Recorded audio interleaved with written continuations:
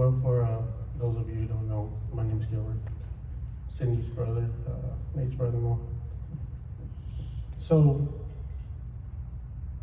I have struggled over and over all week. I don't know what to say. I wrote down, I stayed up typing something till like 2 in the morning, and I don't even have it with me. I figured, you know what, everything that brother-in-law, the life experiences and the almost 20 years that I've known him is all right here anyway. So, just gonna wing it. I remember the first time meeting Nate. It was at karaoke where we used to karaoke all the time. I remember Cindy bringing Nate, and she never brought anybody around. I mean, I kind of thought she hated men for a while, but she brought this man, and we met him, and I knew he was somebody special right away. He just meshed with all of us personality-wise, and you could just tell he was real loving, and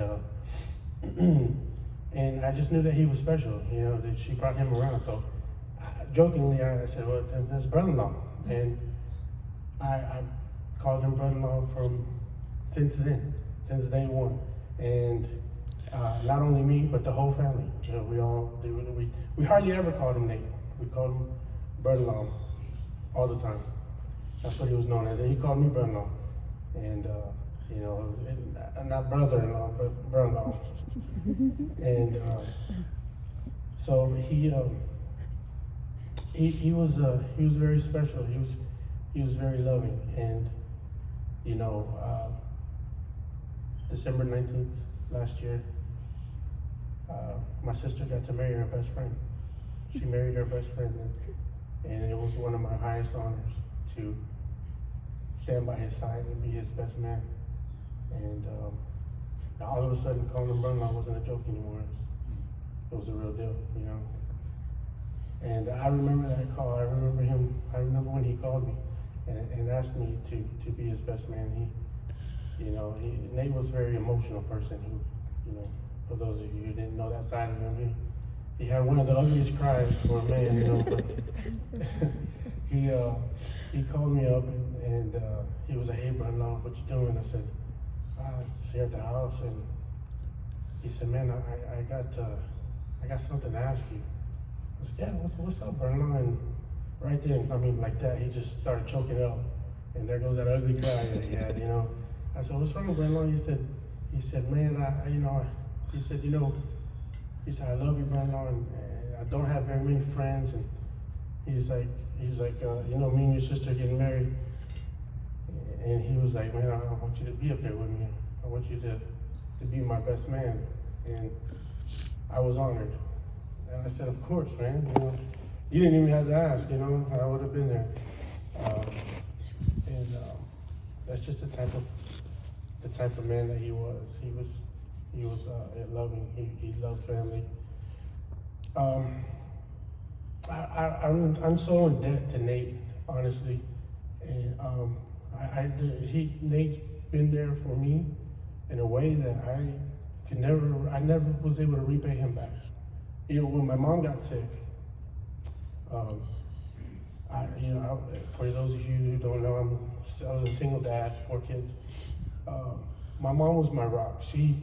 My mom, she took care of my kids. I would get them up early, drop them off, got off early in the morning, and I would work long days and I'd come and get them at her house.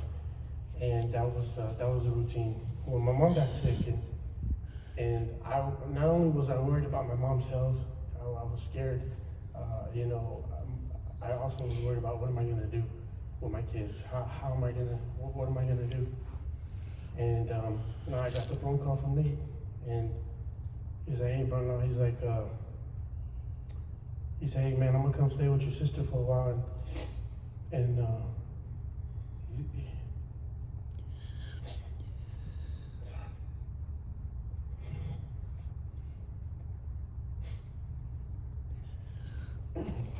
he said, I'm gonna look after your kids.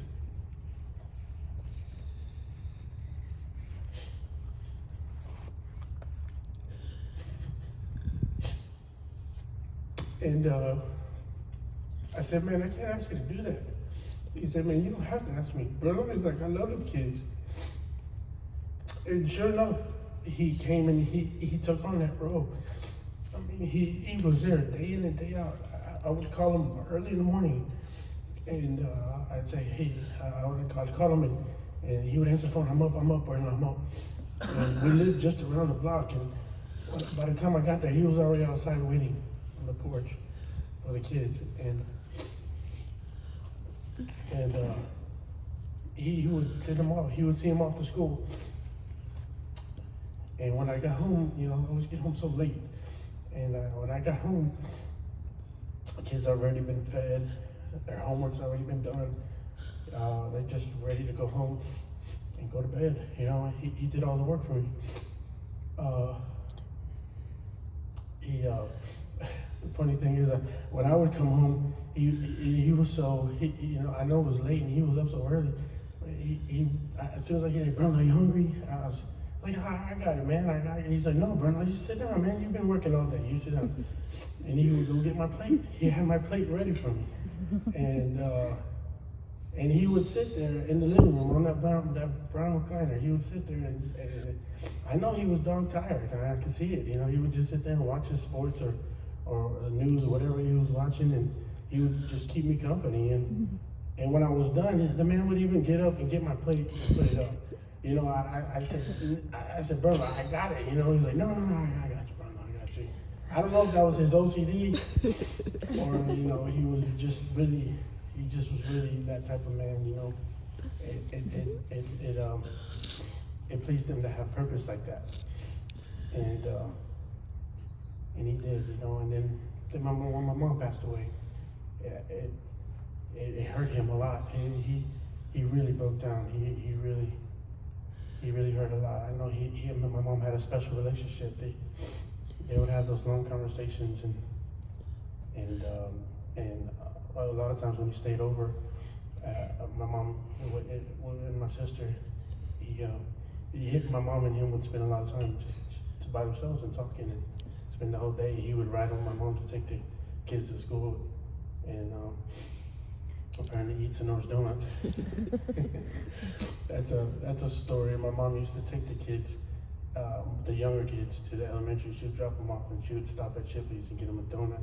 Well, Sonora left her donut in my mom's car at the time, and then in the afternoon, when it was time to go get them from the bus stop, Nate went to go get them, and he saw a donut and he ate it.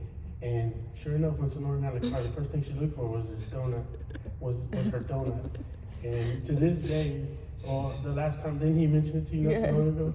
He felt so bad about that donut. You know, he still felt bad. That was 4 years ago. But you know, that's the type of man Nate was. He was an uncle. He was a best friend. He was a brother-in-law. He was a husband. He was a son. And that's how we're gonna remember him. And you know, after my mom passed away, and I felt like I had to move away from Cleveland, he was the only one to help me move. Me and him. You know, we put in a couple days of work, and if it wasn't for Nate, that was a lot of things that I wouldn't have been able to do. He was just there. I want to close with this. I heard of a poem, and I read it. It's called The Dash, and the poem says that there's 2 dates. There will be 2 dates on your tombstone: the day you were born and the day you die. But what's most important is that dash in the middle, because that dash in the middle represents your whole life in between those 2 dates. And it's how we spend our dash. Our dash is our life, and it's how we spend that. And we need to take a note from Brother, because he spent it. Nate had his demons. But Nate loved Christ. Nate loved Christ, and he asked for forgiveness constantly. Nate loved God. He loved to talk about God. He was that man who was on fire for God. He loved family. He loved friends. Nate would be there for anybody. So we need to take a note from brother-in-law's life. And that's how we need to be. We need to live our dash, just like he did. Sister, I love you. And we're all gonna miss Nate. But we should not hurt for him. Nate, we're celebrating for him because Nate is restored. Nate's happy. Nate's walking on streets of gold. He's having conversations with mom again. We're the ones hurting. But we'll be okay. I love you.